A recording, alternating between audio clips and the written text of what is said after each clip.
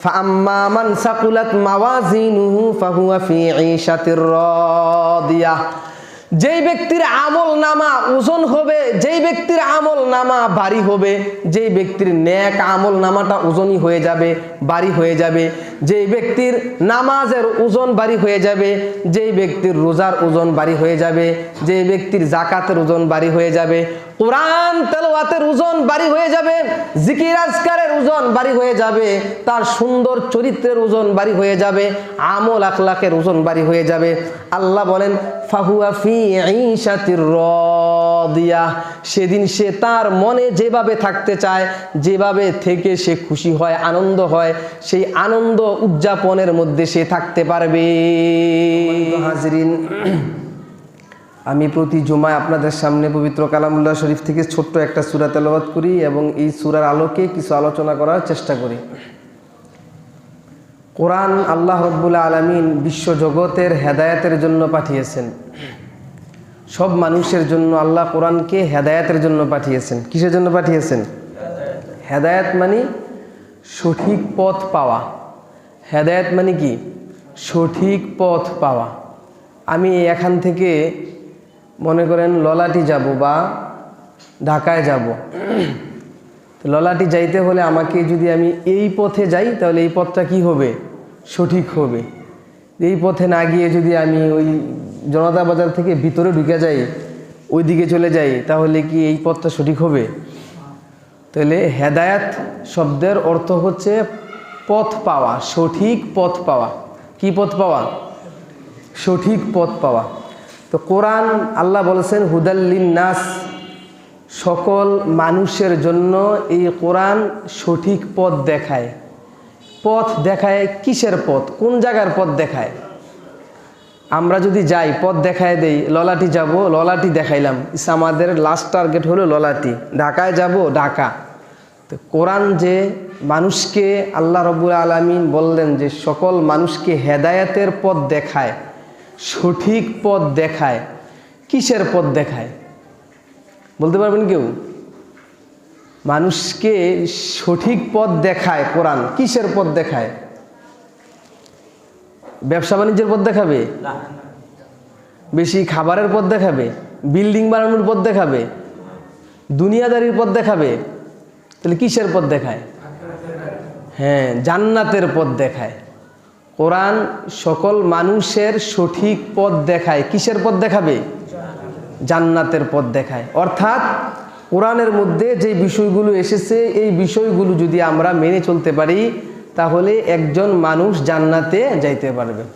এই জন্য আল্লাহ এক জায়গার মধ্যে বলেন হুদাল্লিন নাস, সকল মানুষের জন্য হেদায়েত হচ্ছে কোরআন। দুনিয়ার মধ্যে যত মানুষ এসেছে সব মানুষের জন্য হেদায়েত হচ্ছে কোরআন। কোরআন ছাড়া আরো যত কিছু আছে সবগুলো হেদায়েতের পথ না। তাহলে কোরআনের এক জায়গায় আল্লাহ বললেন হুদাল্লিন নাস, মানুষের জন্য হেদায়েত হচ্ছে কোরআন। আর আল্লাহ কোরআনের আরেক জায়গায় বলতেছেন হুদাল্লিল মুত্তাকিন, কেন? মানুষের জন্য, সব মানুষের জন্য কোরআন হেদায়েত না, সব মানুষের জন্য কোরআন সঠিক পথ দেখায় না। শুধুমাত্র কোরআন সঠিক পথ দেখায় নিয়ে যায় যারা মুত্তাকিন তাদের জন্য। কাদের জন্য? মুত্তাকিনদের জন্য কোরআন হেদায়েত হয়, কিন্তু সকল মানুষের জন্য কোরআন হেদায়েত হয় না। তাহলে একই কোরআনের মধ্যে দুই ধরনের কথা পাওয়া গেল।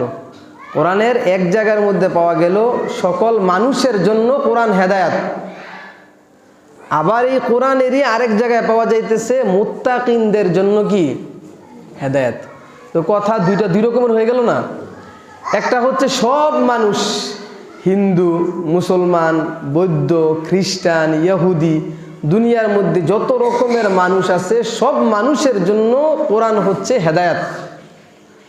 আর আরেক জায়গার মধ্যে আল্লাহ বলতেছেন না, শুধুমাত্র হুদাল্লিল মুত্তাকিন, মুত্তাকিনদের জন্য হেদায়েত। মুত্তাকিন কারা? যারা আল্লাহ রব্বুল আলামিনের ভয়ে গুনাহ ছেড়ে দেয়, আল্লাহ রব্বুল আলামিনের ভয়ে ইবাদত বন্দেগী করে, তারা হচ্ছে কি মুত্তাকিন। যারা আল্লাহর ভয়ে ইবাদত বন্দেগী করে আল্লাহর ভয়ে গুনাহ ছেড়ে দেয় তারা হচ্ছে কি মুত্তাকি। তা আল্লাহ এক জায়গায় বলতেছেন সকল মানুষের জন্য হেদায়াত, আরেক জায়গায় আল্লাহ বলতেছেন না, শুধুমাত্র মুত্তাকিনদের জন্য কি হেদায়াত। তো একই কোরআনের মধ্যে কথা দুইটা হয়ে গেল না? এই কথার ব্যাখ্যা কি? মুফাসসিরিনে কেরাম বলেন, কোরআন মূলত সকল মানুষের জন্যই হেদায়াত, কিন্তু এই হেদায়াত পাওয়ার পরে যে ফলাফল ভোগ করে, ফলাফল সব মানুষ দেখবেন কোরআন নিয়ে চলে না, সব মানুষ কোরআনের পথে থাকে না, সর্বশেষ ফলাফল ভোগ করে শুধুমাত্র যারা মুত্তাকি তারাই। কারা ভোগ করতে পারে?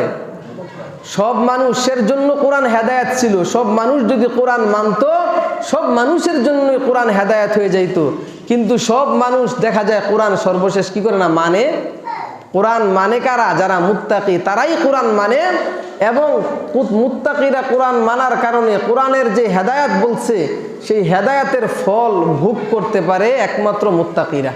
তো সর্বশেষ গিয়ে হেদায়াত প্রাপ্ত হয় কারা? মুত্তাকিরা।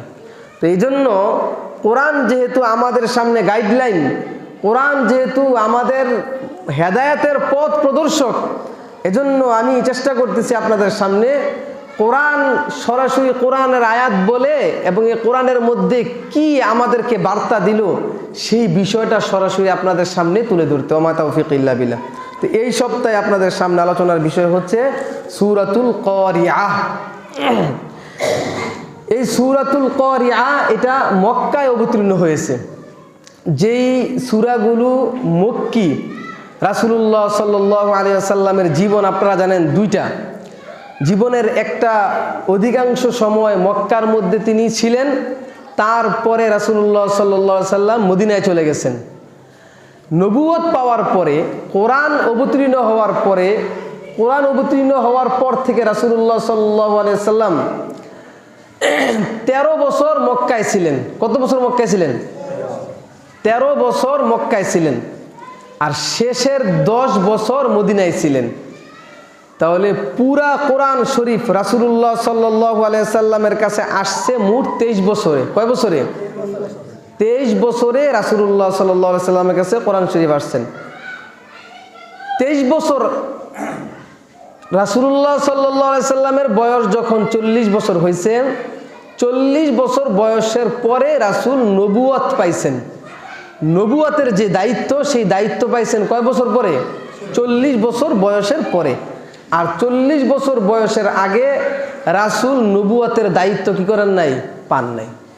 তো 40 বছর থেকে এরপরে রাসূল 23 বছর আর বাঁচছেন, মোট 63 বছর বয়সে রাসূলুল্লাহ সাল্লাল্লাহু আলাইহি সাল্লাম দুনিয়া থেকে চলে গেছেন। এই 63 বছর বয়সের 13 বছর মক্কায় ছিলেন, আর 10 বছর ছিলেন কোথায়? মদিনায়। তো মক্কা থাকা অবস্থায় যেই সমস্ত আয়াতগুলো অবতীর্ণ হয়েছে, এই আয়াতগুলোকে বলা হয় মক্কি আয়াত। আর মদিনায় যাওয়ার পরে যে আয়াতগুলো অবতীর্ণ হয়েছে, এই আয়াতগুলোকে বলা হয় মাদানী আয়াত। তো যেই সূরাগুলো মক্কায় অবতীর্ণ হয়েছে, এই সূরাগুলোকে বলা হয় মক্কি সূরা। আর যেই সূরাগুলো মদিনায় যাওয়ার পরে রাসূলের কাছে আসছে, অবতীর্ণ হয়েছে, ওই সূরাগুলোকে বলা হয় মাদানী সূরা। ওই সূরাগুলো কি বলা হয়? মাদানী সূরা। এই জন্য প্রত্যেকটা সূরার শেষে নির্দিষ্ট করা থাকে এই সূরাটা কোন সূরা, এই সূরাটা কি মক্কি সূরা নাকি মাদানী সূরা, মক্কায় থাকা অবস্থায় এটা অবতীর্ণ হয়েছে নাকি মদিনায় যাওয়ার পরে এই সূরাটা অবতীর্ণ হয়েছে। অনেক সময় এমন হয় যে একটা সূরার ভিতরে কিছু সূরা, কিছু আয়াত মক্কায় অবতীর্ণ হয়, আবার ওই সূরার কিছু আয়াত মদিনায় অবতীর্ণ হয়। তখন ওই সূরাটা কি মক্কি ধরা হবে নাকি মদিনায় ধরা হবে? যদি ওই সূরার মধ্যে বেশিরভাগ আয়াত মক্কায় থাকা অবস্থায় অবতীর্ণ হয়, তাহলে এটাকে মক্কি ধরা হয়। আর বেশিরভাগ আয়াত যদি মদিনায় যাওয়ার পরে অবতীর্ণ হয়, তাহলে ওই সূরাটাকে কি বলা হয়? মাদানী সূরা বলা হয়।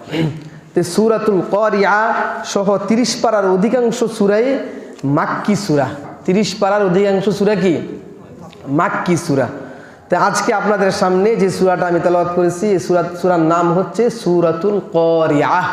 সূরাতুল কারিআহ। আচ্ছা, আপনারা এত বড় হয়েছেন বা এতটুকু বুঝ হয়েছে, মানে জন্মের পর থেকে এই পর্যন্ত যার যতটুকু বয়স হয়, এই বয়সের মধ্যে আপনারা বিভিন্ন জায়গায় শুনছেন, আপনারা বিভিন্নভাবে বুঝছেন, জানছেন বা সব কিছু দেখছেন। আপনারা আমাকে একটা বিষয় আজকে আনসার দিবেন, এই কোরআনের মধ্যে সামান্যতম একটা অক্ষর, একটা নুক্তা বা একটা শব্দ মিথ্যা আছে? সবাই বলেন, আওয়াজ করে বলতে হবে, মিথ্যা আছে? তার অর্থ হইল এই কোরআনের মধ্যে যতগুলো শব্দ আসছে, এই কোরআনের মধ্যে যতগুলো আয়াত আসছে, এই কোরআনের মধ্যে যতগুলো নুক্তা আসছে, হরফ আসছে, সবগুলো পুঙ্খানুপুঙ্খভাবে সত্য। এই কোরআন যে সত্য এটার প্রমাণ আছে। এই কোরআন যে সত্য এটার দীর্ঘ আলোচনা আছে। এটা নিয়ে আলোচনা করলেও কয়েক জুম আলোচনা করা যাবে। এই কোরআন যে সত্য, এই কোরআন কিভাবে রাসূলের কাছে আসছেন, রাসূল থেকে কোরআন আমাদের পর্যন্ত কিভাবে আসছে, এবং একদম অথেন্টিক সোর্স, বিন্দু মাত্র কোথাও যে কোনোভাবে সন্দেহ নাই, সরাসরি এই কোরআন যে আল্লাহ তাআলার পক্ষ থেকে আমাদের কাছে আসছে, এটার মধ্যে কোনো রকমের বিন্দু মাত্র কোনো সন্দেহ নাই। এটার প্রমাণ স্পষ্টভাবে আছে।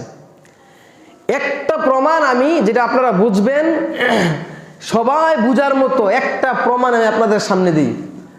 এই কোরআন আজ থেকে প্রায় 1500 বছর পূর্বে দুনিয়াতে আসছে। কত বছর পূর্বে? প্রায় 1500 বছর পূর্বে দুনিয়াতে, প্রায় 1450 বছর আর কি, ধরি 1500 বছর। 1500 বছর পূর্বে দুনিয়াতে কোরআন আসছে। এই 1500 বছরে কোরআনের একটা অক্ষর পরিবর্তন হয়েছে?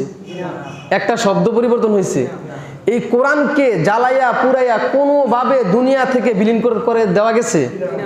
কারণ কোরআনকে যদি, এই আমাদের সামনে যে কোরআন আছে, কোরআন যদি কেউ আগুন দিয়া পুরাইয়া ফেলে, কোরআন যদি পুঁতেও ফেলে, তবুও এই কোরআনের একটা অক্ষর, একটা নুক্তা, একটা হরফ পরিবর্তন করার কোনো সাধ্য কারো কেন?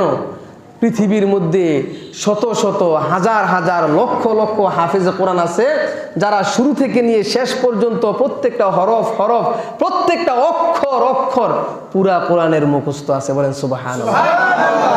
তো কতজন মানুষকে আপনি মারবেন, কতগুলো কোরআন আপনি পড়বেন, তবুও এই কোরআনকে পৃথিবী থেকে মুছে দেওয়া সম্ভব না। এই কোরআন ছাড়া আরো দুনিয়াতে কিতাব আছে না?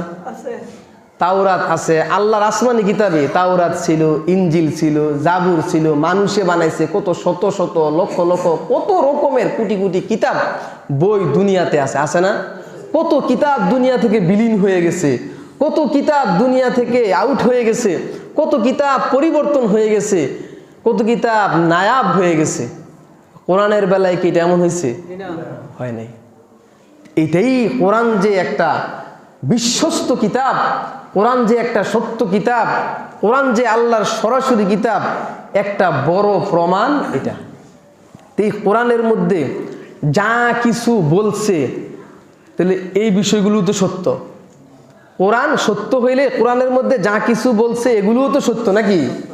নাকি কোরআন সত্য, কোরআনের মধ্যে যা কিছু বলছে এগুলো মিথ্যা? সত্য। এই কোরআনের মধ্যে যা কিছু বলছেন আল্লাহ রাব্বুল আলামিন, কোরআনের মধ্যে যা কিছু বলছে, এই কথাগুলো কাদের জন্য বলছে?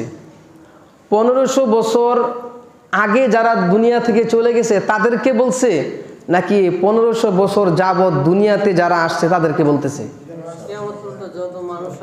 1500 বছর আগের মানুষদের জন্য তার এটা বলে নাই, কারণ আগে তো কোরআন আসেই নাই। তো 1500 বছর আগে রাসূলের কাছে কোরআন আসছে, তারপরে আজ পর্যন্ত 1500 বছর পর্যন্ত এবং কিয়ামত পর্যন্ত যত মানুষ আসবে সব মানুষকেই তো কোরআন যা বলে তাদেরকে তো বলতেছে, নাকি? নাকি বাগুরি এলাকার মানুষদের জন্য কোরআন বলে নাই, অন্য এলাকার লোকদেরকে বলছে? সবার জন্য বলছে, নাকি? বাগুরি এলাকার মানুষের জন্য কোরআন যেই কথাটা বলে, এই কথাটা বাগুরি এলাকার মানুষের জন্য বলতেছে, বাংলাদেশের মানুষের জন্য বলতেছে, আমেরিকার মানুষের জন্য বলতেছে, ভারতের মানুষের জন্য বলতেছে, ঠিক না? এবং কোরআনের মধ্যে যা কিছু বলছে সেটাও সত্য। তা আজকে যে কথাগুলো বলবো, এই কথাগুলো আমেরিকার যে মানুষ তাদের জন্য বলবে না আমাদের জন্য বলবে? নাকি কুমিল্লার যারা আছে তাদের জন্য বলবে, নাকি আমাদের এই বাগুড়ি এলাকায় যারা আছে তাদের জন্য বলবে? সবার জন্য বলবে। সবার জন্য বললে বাগুড়ি এলাকায় আমরা এখানে যারা আছি শুধুমাত্র তাদের জন্য বলবে, নাকি আরো যারা আছে তাদেরকেও বলবে? নাকি আমি জানি হুজুর মানুষ শুধু আমাকে বলছে, আপনাদের কাউকে বলছে না? তাহলে আজকে যে কথাগুলো বলবে এই কথাগুলো সবাইকে বলবে, আমাকে যেমন বলবে আপনাদেরকেও বলবে, ঠিক না? আজকে কি বলে এই কথাগুলো আমরা শুনবো, শোনার পরে আমার ভিতরে যে বিষয়টা আমি শোনার পরে আমি যেই বিষয়টা বুঝবো যে এই কথাগুলো আমাকে বলতেছে। কাকে বলতেছে? সবাই এটা ধারণা করতে হবে, কারণ কোরআন কিন্তু আলাদা কাউকে বলে নাই, শুধু আমাকে বলছে আপনাকে বলে নাই, বা অথবা আপনাকে বলছে আমাকে বলে নাই, এমন কোনো আয়াত বা এমন কোনো সূরা কি নাই। সবগুলো সূরা এই উম্মতি মুহাম্মদের উপরে, আমরা মুহাম্মদ সাল্লাল্লাহু আলাইহি সাল্লামের যতগুলো উম্মত আছি সবগুলো উম্মতকেই সবগুলো আয়াত সবগুলো সূরা বলছে, ঠিক কিনা? এবার আসেন দেখি কোরআনের মধ্যে আমাদেরকে কি বলছে। আল্লাহ রাব্বুল আলামিন সূরাতুল কারিয়ার মধ্যে বলেন, বিসমিল্লাহির রহমানির রহিম, আল কারিয়াহ আল কারিয়াহ মাল কারিয়াহ ওয়া মা আদরাকা মাল কারিয়াহ। আল কারিয়াহ এই শব্দটা তিনবার বলছে, দেখেন। আল কারিয়াহ একবার, মাল কারিয়াহ দুইবার, ওয়া মা আদরাকা মাল কারিয়াহ তিনবার একটা শব্দ বলছে, আল কারিয়াহ। তা আল্লাহ পাক রব্বুল আলামিন তিনবার একই শব্দ কেন বললেন? শব্দটা বড় গুরুত্বপূর্ণ শব্দ, এই জন্য তিনবার বলতেছেন। শব্দটা কি ভাই? খুবই গুরুত্বপূর্ণ। কার জন্য গুরুত্বপূর্ণ? শুধু আমার জন্য না, আপনাদের জন্য? সবার জন্য।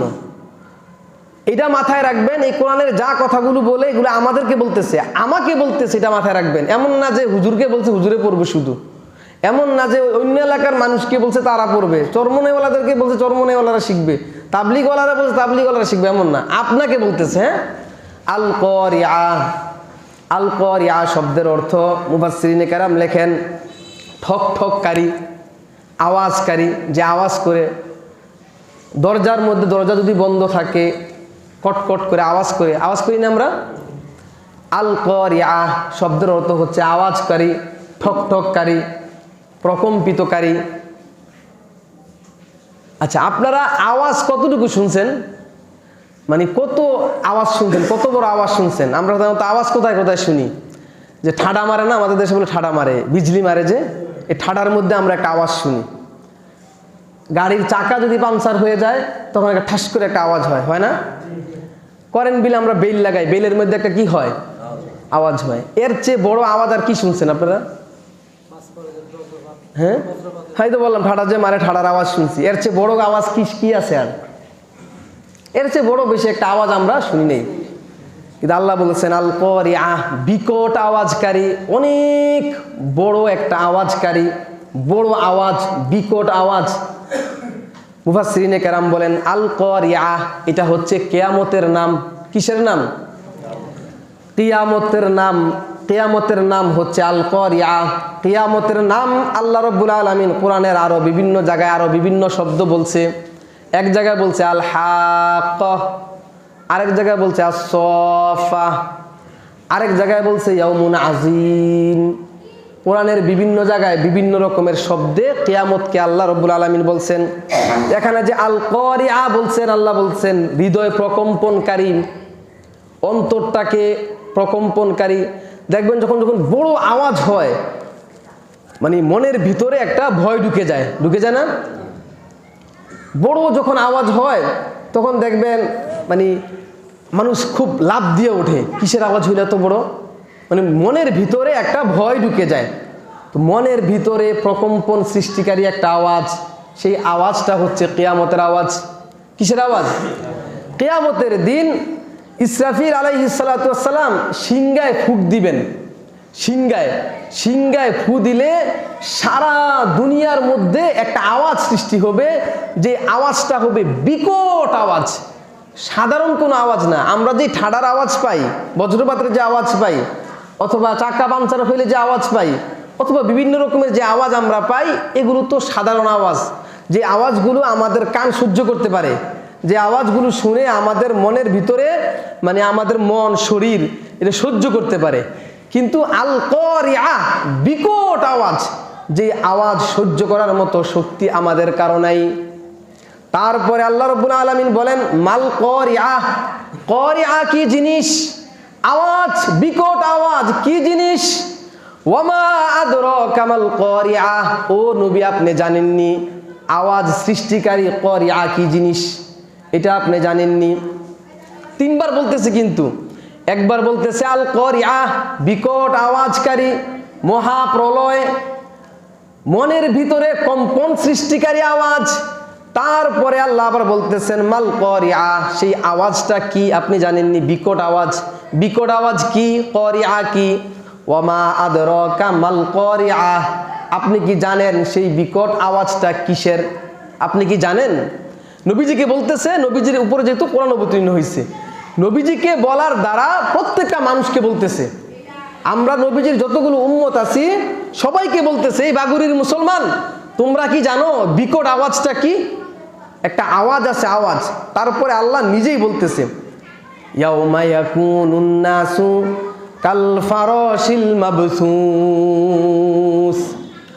ইয়াউমা ইয়াকুনুন নাসু কাল ফারাশিল মাবসুস, যেদিন এই বিকট আওয়াজটা হবে আল্লাহ রাব্বুল আলামিন কোরআনের মধ্যে জানায়া দেন সেদিন মানুষগুলো হবে এমন কাল ফারাশিল মাবসুস, বিক্ষিপ্ত, এদিক সেদিক ছোটাছুটি যে করে কিছু পাখি আছে, দেখছেন আপনারা? পাখি এদিক সেদিক ছোটাছুটি করে, কিছু পতঙ্গ আছে যেগুলো ছোটাছুটি করে, যেমন উই পোকা আছে, হ্যাঁ, আগুন জ্বালাইলে এগুলো দেখুন বিক্ষিপ্তভাবে ছোটাছুটি করে আইসা আগুনের মধ্যে পড়ে। এরকম পোকা আপনারা দেখছেননি? ছোটাছুটি করে বিক্ষিপ্তভাবে, মানে পেরেশান হইয়া এদিক সেদিক ছোটাছুটি করে। আল্লাহ পাক রব্বুল আলামিন বলেন সেই মহাপ্রলয়ের দিন, সেই বিকট আওয়াজের দিন, সেই কিয়ামতের দিন, যেদিন ইসরাফিল আলাইহিস সালাতু ওয়াস সালাম সিংহার মধ্যে ফুৎকার দিবেন। ও বাগুড়ির মুসলমান, ও সারা দুনিয়ার মানুষ শোনো, ইয়াউমা ইয়াকুনুন নাসু কাল ফারাশিল মাবসুস, সেদিন যতগুলো মানুষ দুনিয়ার মধ্যে আছে সবগুলো মানুষ বিক্ষিপ্ত পাখির মতো হয়ে যাবে, বিক্ষিপ্ত পতঙ্গের মতো হয়ে যাবে, বিক্ষিপ্ত পোকামাকড়ের মতো হয়ে যাবে। কেন বিক্ষিপ্ত হয়ে যাবে? কারণ এই আওয়াজের কারণে মানুষ এত ভয় পাবে, মানুষ এত মানে ভয়ের মধ্যে থাকবে, মানুষের চিন্তা ভাবনা করার কোনো সুযোগ থাকবে না। কীট পতঙ্গগুলো, পোকামাকড়গুলো যেমন আগুন পাইলে দৌড়ে যায় বিক্ষিপ্ত হইয়া, যে দৌড়ে গিয়ে আগুনের মধ্যে পড়ে, মানুষগুলোও সেদিন দৌড়ে এদিক সেদিক হইয়া কে কার সাথে যাইতেছে, কে কিভাবে আছে এগুলো খেয়াল করার কোনো সুযোগ থাকবে না। সবগুলো মানুষ ওইরকম বিক্ষিপ্ত হয়ে যাবে। কোন দিন? যেদিন মহা বিকট আওয়াজ হবে, বড় আওয়াজ হবে। আল্লাহ পাক রব্বুল আলামিন কোরআনের অন্য জায়গায় বলেন ইয়া আইয়ুহান নাস ইত্তাকু রাব্বাকুম ইন্না জালজালাতাস সাআতি শাইউন আযীম, ও মানুষ শোনো তোমরা আল্লাহকে ভয় করো। ইন্না জালজালাতাস সাআতি, নিশ্চয়ই কিয়ামতের দিন যেমন কম্পন একটা সৃষ্টি হবে, কিয়ামতের দিন তামাম দুনিয়ার মধ্যে যেমন একটা কাঁপাকাঁপি সৃষ্টি হবে, ভূমিকম্পন সৃষ্টি হবে, সেটা শাইউন আযীম, সেটা বড় ভয়ানক একটা জিনিস।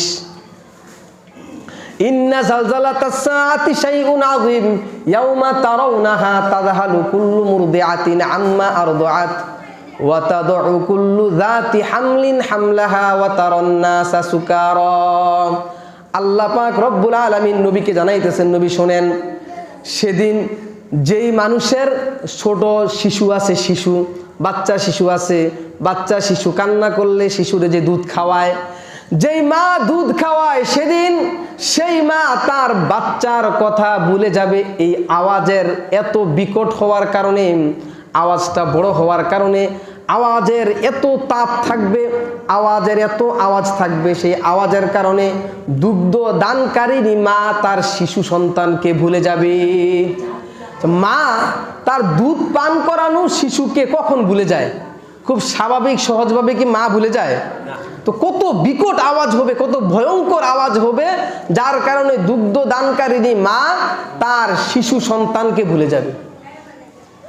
আল্লাহ পাক রব্বুল আলামিন বলেন, ইয়াউমা তারাউনাহা তাযহালু কুল্লু মুরদিআতিন আম্মা আরদাআত ওয়া তাদউ কুল্লু যাতি হামলিন হামলাহা। যেই সমস্ত মহিলার পেটে বাচ্চা থাকে, যাদের পেটে বাচ্চা আছে, সেই ভয়ঙ্কর আওয়াজ শোনার সঙ্গে সঙ্গে তারা তাদের বাচ্চাদেরকে প্রসব করে দিবে। ওয়াতারান নাসা সুকারা ওয়া মা হুম বিসুকারা ওয়ালাকিন্না আযাবাল্লাহি শাদীদ। এবং নবী আপনি সেদিন মানুষদেরকে দেখবেন পাগল হয়ে গেছে, নেশাগ্রস্ত হয়ে গেছে। আসলে মানুষগুলো সেদিন নেশাগ্রস্ত থাকবে না। নেশা হইলে মানুষ যদি নেশাগ্রস্ত হয় তখন দেখবেন সে একটা পা দক্ষিণে ফেলায়, আরেকটা পা নিয়ে উত্তরে ফেলায়, মাথার মধ্যে সিট খারাপ হয়ে যায়, সে কাকে কি বলতেছে এগুলো সে কিছুই বলতে পারে না। ঠিক নি? রসুল বলতেছেন, রসুলকে আল্লাহ বলতেছেন সেদিন এই বিকট আওয়াজ শোনার সঙ্গে সঙ্গে সব মানুষ সেদিন পাগলের মতো হয়ে যাবে, নেশাগ্রস্তের মতো হয়ে যাবে, কিন্তু সে আসলে নেশাগ্রস্ত না, সে স্বাভাবিক মানুষ। তো এটার আওয়াজে তার এমন ভয়ানক অবস্থা হবে, কেমন যেন সে নেশাগ্রস্ত মানুষের মতো হয়ে যাবে। ওয়ালাকিন্না আযাবাল্লাহি শাদীদ। আল্লাহ তাআলা এর পরে বলেন, কিন্তু আল্লাহর আযাব এর চেয়ে আরো ভয়ঙ্কর। সেদিন বলতেছে, ইয়াউমা ইয়াকুনুন নাস, কিয়ামতের দিন যখন বিকট আওয়াজ হবে, মানুষগুলো কাল ফারাশিল মাবথুস, বিক্ষিপ্ত পতঙ্গের মতো হয়ে যাবে, বিক্ষিপ্ত পোকামাকড়ের মতো হয়ে যাবে, বিক্ষিপ্ত পাখির মতো হয়ে যাবে। ওয়াতাকুনুল জিবালু কাল ইহিনিল মানফুস। এই দুনিয়ার মধ্যে আমরা যারা দেখি সবচেয়ে মজবুত জিনিস কি? আপনারা যারা দেখেন সবচেয়ে বড় মজবুত, সবচেয়ে যেই জিনিসকে আপনারা মানুষের সাধ্য নাই ওই জিনিসটাকে নাড়ায়া দেওয়া, ওই জিনিসটা কি? পাহাড়। সেই জিনিসটা কি? পাহাড়। ঠিক না? দেখবেন পাহাড়কে, হ্যাঁ, এই বিল্ডিং তো মানুষ ভাঙ্গা ফেলে যখন ইয়া করে, কিন্তু পাহাড়, বিশাল বড় বড় পাহাড়, মানুষ কিন্তু এগুলোকে কোনোভাবে কি করতে পারে না, নাড়তেও পারে না, চাড়তেও পারে না। ঠিক কিনা বলেন? এখন বিভিন্ন প্রযুক্তির মাধ্যমে পাহাড়ের উপর দিয়ে রাস্তা বানায়, এমন হয়, কিন্তু এমন কি হয়েছে, বিশাল বড় পাহাড়কে সরাইয়া অন্য জায়গায় নিয়ে গেছে, এমন হয়েছে? পাহাড় এত বড় মজবুত একটা জিনিস, আল্লাহ বলতেছেন ওয়াতাকুনুল জিবালু কাল ইহিনিল মানফুস। সেদিন, যেদিন কিয়ামতের দিন হবে, যেদিন বিকট আওয়াজ হবে, সেদিন সেই পাহাড়গুলো ধুনিত রঙিন তুলার মতো হয়ে যাবে। কিসের মতো হয়ে যাবে? ধুনিত রঙিন তুলার মতো হয়ে যাবে। ধুনিত রঙিন তুলা কোনটা? আপনারা যখন তুলার দোকানে যাইবেন, দেখবেন তারা একটা লাঠি দিয়ে তুলাকে বাইরায় না? বাইরানোর পরে এই তুলাগুলো আসমানের মধ্যে বা খোলা জায়গার মধ্যে, আকাশের মধ্যে উঠতে থাকে। দেখছেন এরকম তুলা? তুলার দোকানে গিয়ে দেখবেন তুলাগুলোরে বাড়ি দিলে এই তুলাগুলো উড়ে উড়ে উড়ে উড়ে যায়। সাদা তুলা থাকে, সাদাগুলো সাদা, আবার কালো তুলা থাকে, বিভিন্ন রঙের তুলা থাকে। এই তুলাগুলো ছোট ছোট ছোট ছোট হইয়া তুলাগুলো কি করতে থাকে? উড়তে থাকে। এমন তুলা আপনারা দেখছেননি? সবাই বলেন দেখছেন? এই তুলার মতো সেদিন পাহাড়গুলো হয়ে যাবে। পাহাড়গুলো লাল লাল, কিছু পাহাড় আছে দেখবেন পাহাড়ের মাটি লাল থাকে, কিছু পাহাড়ের মাটি কালো থাকে, কিছু পাহাড়ের মাটি যে আঠালো থাকে, আঠালো। আপনারা যারা পাহাড়ে গেছেন তারা দেখতে পারবেন। পাহাড় ছাড়াও আপনাদের এই এলাকার যে মাটিগুলো, সব মাটির রং কি একরকম? যেই মাটি দেখবেন পুকুরের মাটির রংটা একরকম, আবার উপরের মাটির রং আবার অন্যরকম, আবার কিছু মাটি আছে লাল লাল মাটি, দেখছেন না? তো পাহাড় কিন্তু এরকম বিভিন্ন রকমের রঙের পাহাড় আছে। তো এই পাহাড়গুলো সেদিন এই বিকট আওয়াজে, সেদিন এই পাহাড়গুলো যখন তুলার মতো এরকম উঠতে থাকবে, এত শক্তিশালী মজবুত পাহাড়গুলো তুলার মতো রঙিন হয়ে উঠতে থাকবে। কিছু পাহাড় দেখা যাবে লাল লাল পাহাড়, ছোট ছোট ছোট ছোট। কিছু পাহাড়ের মাটি দেখা যাবে সাদা, কিছু পাহাড়ের মাটি দেখা যাবে কালো হয়ে আসমানের মধ্যে, এই ইয়ার খোলা জায়গার মধ্যে কি করতেছে? উঠতেছে। তাহলে সেই দিন পাহাড়ের যদি এই অবস্থা হয়, মানুষের কি অবস্থা হবে? আপনারা কথাটা আমার বুঝতেছেন? পাহাড়ের যদি এমন ভয়ঙ্কর অবস্থা হয়, আল্লাহ বলতেছেন আল করিয়া, বিকট আওয়াজ, মহাপ্রলয়। বড় আওয়াজ, সেদিন বড় আওয়াজ হবে, পাহাড়ের অবস্থা এমন হবে সেই আওয়াজের কারণে ওয়াতাকুনুল জিবালু কালইহিনিল মাগফুস, ধুনিত রঙিন তুলার মতো সেই পাহাড়টা হয়ে যাবে। পাহাড় দুনিয়ার মধ্যে সবচেয়ে মজবুত একটা জিনিস, পাহাড়কে টলানো মানুষের পক্ষে সম্ভব হয় না। কত আধুনিক প্রযুক্তি বের হয়ে গেছে, তারপরও পাহাড়কে কিছু করা যায় না। আমাদের দেশের পাহাড় হচ্ছে মাটির পাহাড়, এই জন্য দেখা যায় তারপরও কিছু কিছু মাটি কেটে বিভিন্ন জায়গায় বিভিন্ন কাজ করে। আরবের মধ্যে যারা গেছেন, মধ্যপ্রাচ্যের মধ্যে যারা গেছেন, তারা দেখতে পাইছেন সেখানের পাহাড়গুলোও এক একটা বিশাল বড় বড় পাথরের হয়। কিসের পাহাড়? পাথরের পাহাড়। কিসের পাহাড়? সেই পাথরের পাহাড়গুলো তুলার মতো, তুলা কিন্তু সবচেয়ে নরম, সবচেয়ে হালকা জিনিস, তুলার মতো রঙিন রঙিন তুলার মতো আসমানের মধ্যে উঠতে থাকবে কিয়ামতের সেই বিকট আওয়াজের সময়। এমন অবস্থা যখন হয়, মানুষগুলো হয়রান হয়ে যাবে, পেরেশান হয়ে যাবে, মানুষগুলোও বিহঙ্গের মতো পতঙ্গের মতো উঠতে থাকবে, বিক্ষিপ্ত পতঙ্গের মতো এদিক সেদিক ছোটাছুটি করতে থাকবে। তাহলে এই মানুষগুলোর মুক্তির উপায় কি হইতে পারে? এই মানুষগুলো কি কুমিল্লার মানুষ? কোন মানুষ মনে আছে আপনাদের? সব মানুষ, বাগুড়ি এলাকার মানুষ, আমি আপনি সবার কথাই বলা হইতেছে। কার কথা বলা হইতেছে? সবার কথাই বলা হইতেছে। এই কোরআন যেহেতু সবার জন্য অবতীর্ণ হয়েছে, সবার কথাই এখানে বলা হইতেছে। এখন কি করণীয় আল্লাহ তারপরে জানাই দিতেছেন, ফাআম্মা মান সাকুলাত মাওয়াজিনুহু ফাহুয়া ফি ঈশাতির রাদিয়াহ। যেই ব্যক্তির আমল নামা ওজন হবে, যেই ব্যক্তির আমল নামা ভারী হবে, যেই ব্যক্তির নেক আমল নামাটা ওজনই হয়ে যাবে, ভারী হয়ে যাবে, যেই ব্যক্তির নামাজের ওজন ভারী হয়ে যাবে, যেই ব্যক্তির রোজার ওজন ভারী হয়ে যাবে, যেই ব্যক্তির জাকাতের ওজন ভারী হয়ে যাবে, কোরআন তেলাওয়াতের ওজন ভারী হয়ে যাবে, জিকির আজকারের ওজন ভারী হয়ে যাবে, তার সুন্দর চরিত্রের ওজন ভারী হয়ে যাবে, আমল আখলাকের ওজন ভারী হয়ে যাবে। আল্লাহ বলেন ফাহুয়া ফি ঈশাতির রাদিয়াহ, সেদিন সে তার মনে যেভাবে থাকতে চায়, যেভাবে থেকে সে খুশি হয়, আনন্দ হয়, সেই আনন্দ উদযাপনের মধ্যে সে থাকতে পারবে। কোন মানুষটা? যেই মানুষের আমল বেশি হবে, আমলের ওজন যার কি হবে? ভারী হয়ে যাবে। ওয়া আম্মা মান খাফফাত মাওয়াজিনুহু। আচ্ছা, আমলের ওজন ভারী হয় কিভাবে? দুইটা কথা বলে নেই। আমলের ওজন ভারী হয়, এক নাম্বার হচ্ছে ইখলাসের সহিত আমল করলে। ভাই আমাদের তো আমলে নাই, ওজন দিবেন কি? নামাজে তো নাই, রোজায় তো নাই, জিকিরে তো নাই, তো ওজন কি দিবে বলেন? আপনার দোকানে জিনিসপত্র থাকলেই তো আপনি ওজন দিবেন নাকি? আমার যদি নামাজ না থাকে তাহলে ওজন দেওয়ার সিস্টেম আছে? নামাজে তো নাই আমাদের জীবনের, রোজাই তো নাই, জিকির তো নাই, কোরআন তেলাওয়াত তো আমাদের নাই, তাহলে আপনাকে কি ওজন দিবে? তা আপনারা তো সরাসরি জাহান্নাম ছাড়া যাওয়ার কোনো উপায় আছে বলেন?